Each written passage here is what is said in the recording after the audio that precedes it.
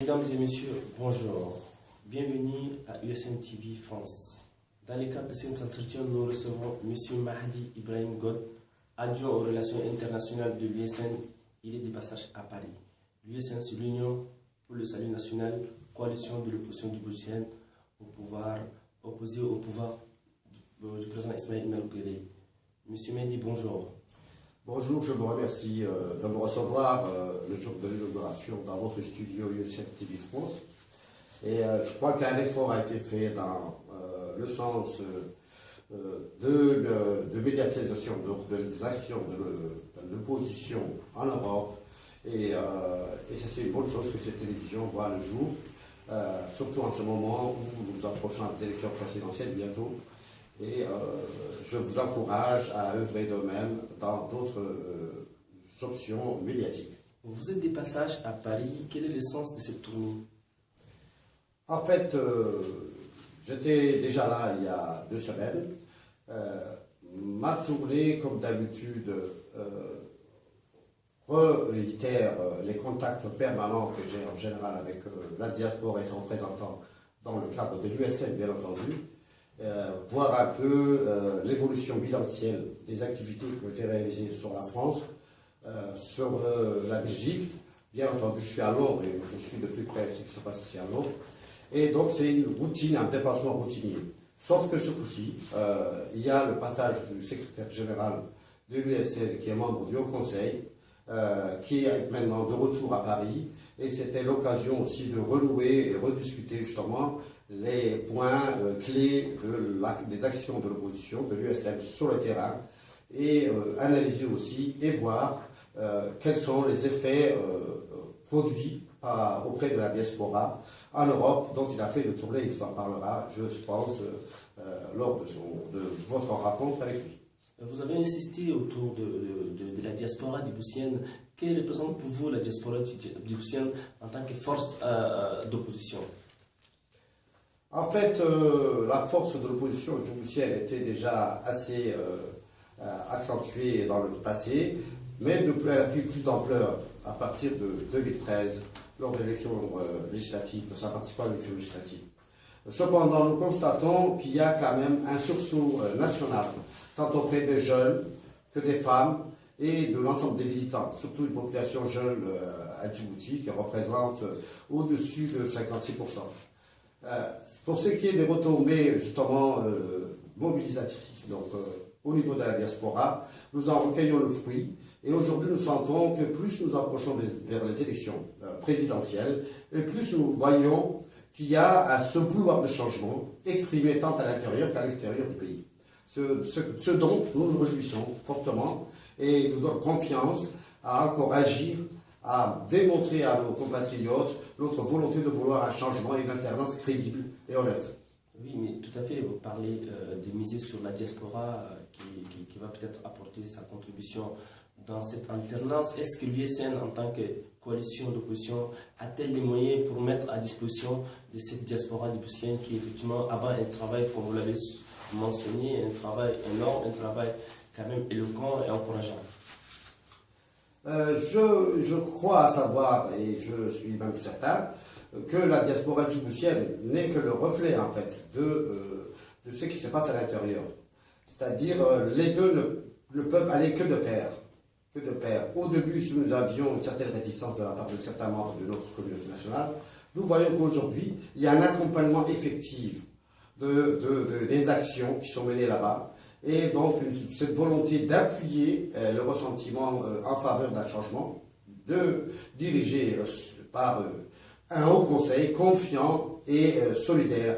Et surtout ça, le plus important, et je crois que nous, et surtout moi, mon objectif est d'impulser justement cette politique menée sous la direction du haut conseil et de transmettre le message à la diaspora en lui donnant l'entière confiance pour un changement effectif. En tant qu'adjoint aux relations internationales, évidemment, vous êtes impliqué sur des questions aussi internationales. Quel est le rôle en tant que responsable, ces acteurs politiques dont vous êtes? Avez-vous peut-être éventuellement essayé de toucher les institutions européennes pour peut-être apprécier la gravité de l'implication de leurs responsabilités sur la question à Djibouti? Nous avons plusieurs actions ici en Europe et même aux États-Unis. C'est d'abord le contact avec les responsables de l'USN. Nous travaillons sous un système décentralisé. Moi, je suis donc le responsable adjoint aux relations extérieures, relations internationales. Je fais le relais entre le Haut Conseil et les représentants qui ont été nommés au sein de chaque pays ou des continents, comme aux États-Unis et au Canada.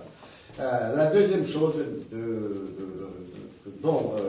qui répond à ma tâche, c'est celle de contacter par écrit, en général je le fais par écrit, soit la communauté européenne, soit les différents parlements des différents États, pour leur montrer à chaque fois que la situation se présente, l'évolution de la politique djiboutienne.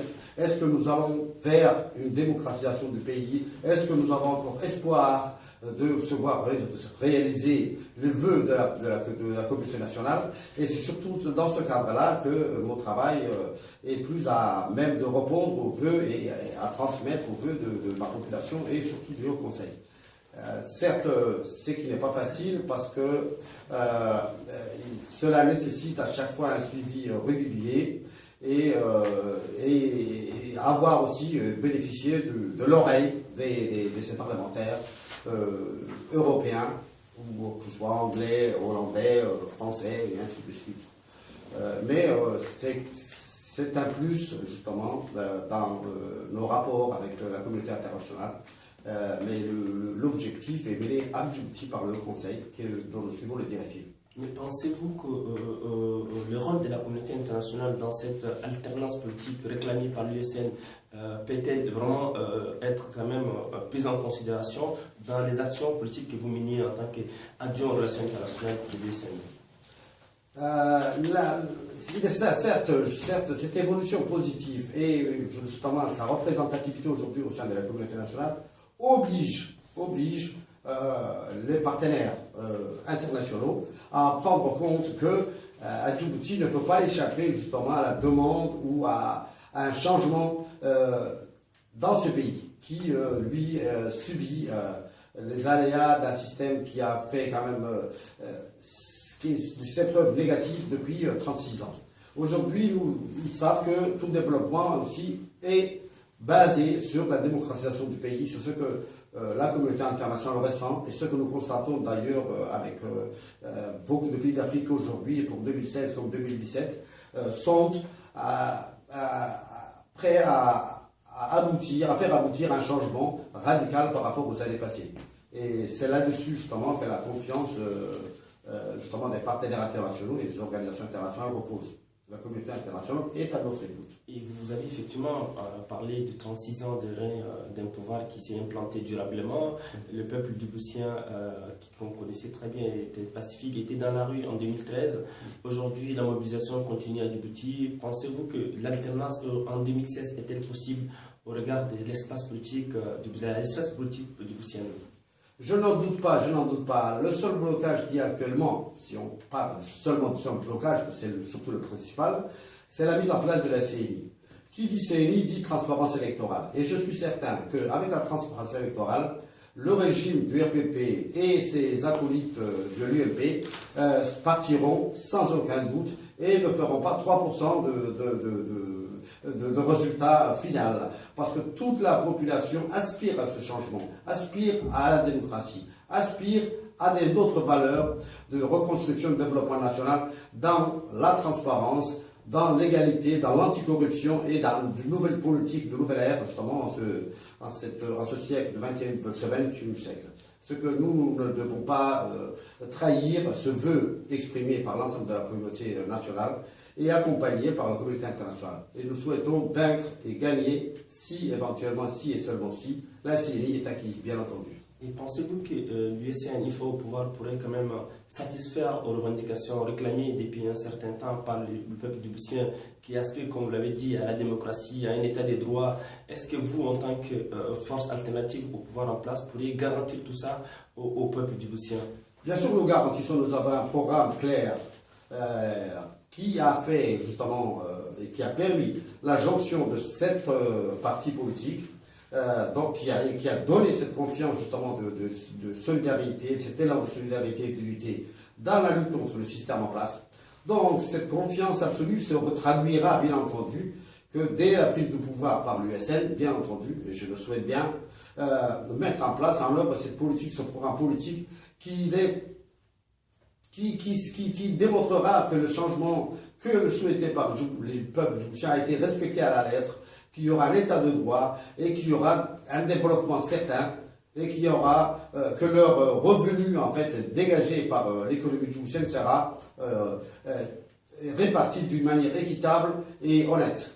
Et je crois que nous allons pouvoir appliquer sans problème nos programmes qui vont vers le développement et la réussite de Djibouti dans ce contexte international de concurrence. Et si on vous demanderait un message à adresser à la communauté africaine, à la communauté djiboutienne et à la communauté internationale, quel sera ce message en tant que responsable adjoint aux relations internationales de l'USN?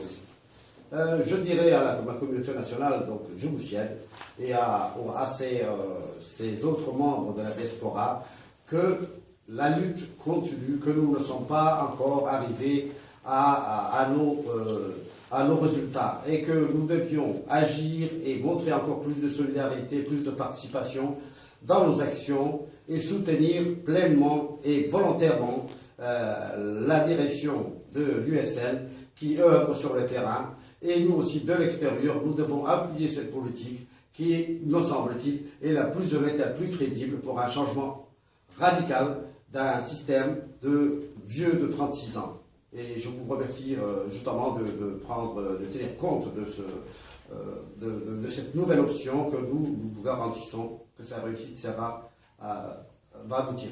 Vous avez évoqué un pouvoir confisqué depuis 36 ans à Djibouti. Si on vous demanderait à vous adresser aux autorités de Djibouti pour éviter à ce que cette confiscation du pouvoir ne se maintienne pas à l'encontre de la volonté populaire, est-ce que vous avez un message direct adressé au régime en place pour lui demander que les choses se passent dans de très bonnes conditions et que l'alternance se passe de façon apaisée comme vous l'avez évoqué?